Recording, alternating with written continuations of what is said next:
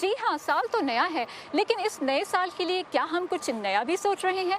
رائے عامہ کا جائزہ لینے والی ایک کمپنی اپسم کے مطابق اس سال یعنی 2020 کے لیے 38% امریکی نیو ایئرز ریزولوشنز بنائیں گے، جس میں سے 50% ان کے مالی معاملات بہتر کرنے کے حوالے سے ہوں گی، جیسے بہتر جاب تلاش کرنا، زیادہ کمائی کرنا وغیرہ، اور باقی کے جو 50% ہیں وہ فٹنس گول سیٹ کریں گے، جیسے کہ ڈائٹنگ، جم جوائن کرنا، اپنے کھانے پینے کی عادات کو بہتر کرنا، وزن کم کرنا وغیرہ۔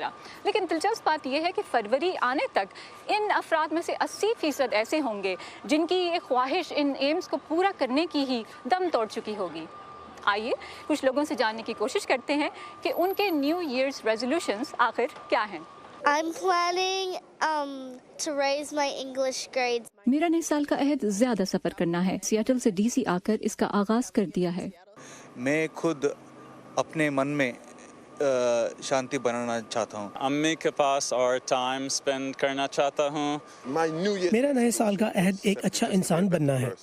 Go in a different grade in school. The climate changes. موسمیاتی تبدیلیوں میں شدت آ رہی ہے۔ یہ عالمی بحران سب سے اہم موضوع ہے۔ میں یقینی بنانا چاہتی ہوں کہ اس میں اپنا کردار ادا کروں۔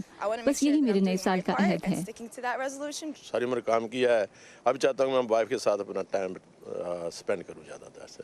نئے سال کے ان گولز کو آخر کیسے حاصل کیا جا سکتا ہے؟